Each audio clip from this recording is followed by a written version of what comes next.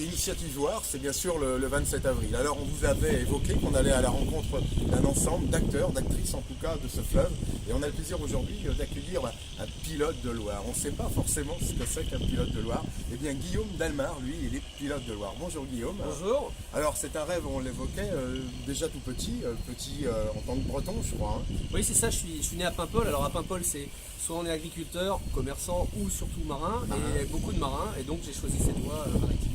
Alors formidable, alors on veut savoir, on devient marin, il y a toute une période de formation, c'est une démarche de longue haleine, comment ça se passe en fait à la suite, après le bac, on a la possibilité, ou avant le bac, ça dépend, mais il y a plusieurs passerelles pour pouvoir devenir officier de marine marchande. Moi j'ai choisi cette filière-là, j'ai fait mes études au Havre, et puis à la suite de cela, on est officier de marine marchande, donc on va sur toutes les mers du globe en tant que lieutenant, second, commandant de navire, et voilà, on opère à ce niveau-là.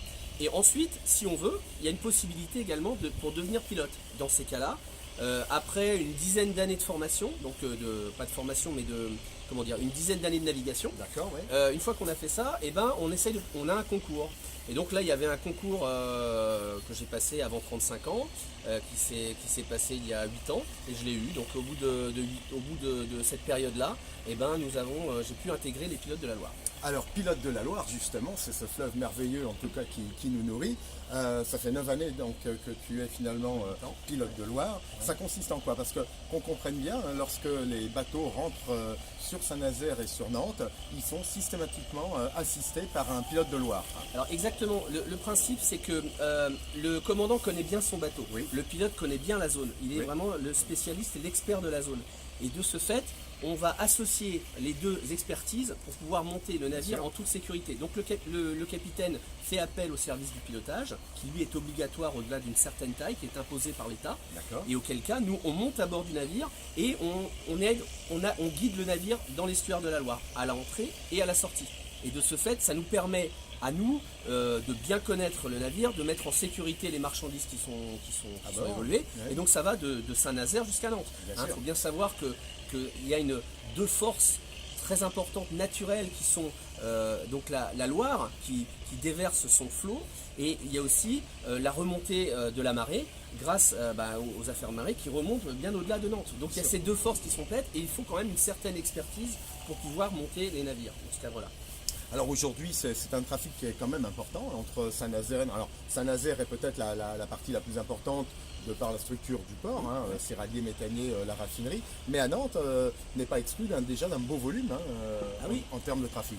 Tout à fait. Alors si on voit la totalité, Nantes-Saint-Nazaire, parce que maintenant c'est le grand port maritime de Nanterre, les pilotes de Loire, il n'y a plus qu'une entité.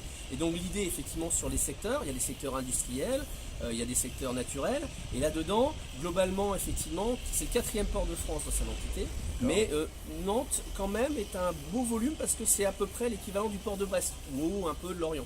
Donc, globalement, c'est une entité assez importante. Vous avez des gros navires qu'on appelle des types Panamax de 225 mètres de long qui vont jusqu'à Nantes. Vous avez des paquebots de 200 mètres de long qui vont jusqu'à Nantes. Donc, globalement, il y a du trafic. Donc maintenant, c'est ça.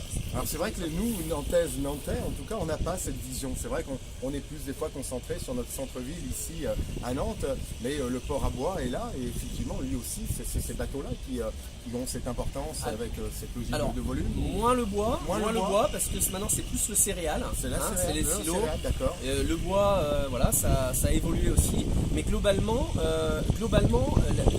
les marchandises viennent. Et c'est ce qui est intéressant, surtout dans cette période de développement durable. On parle beaucoup de développement durable, d'impact écologique. L'idée de ramener les marchandises au cœur des métropoles, au plus près des métropoles, des consommateurs, finalement ça a du sens. Et aujourd'hui, d'avoir cette veine d'eau qui permet de lier le monde entier finalement avec Nantes ou Saint-Nazaire,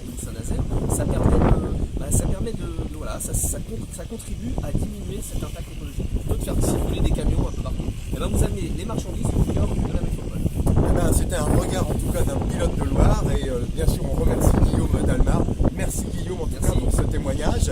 On se retrouvera le 27 avril avec cette initiative Loire qui nous apportera effectivement tout un ensemble de regards sur non seulement les métiers, l'industrie et l'alimentation de notre fleuve la Loire. Merci.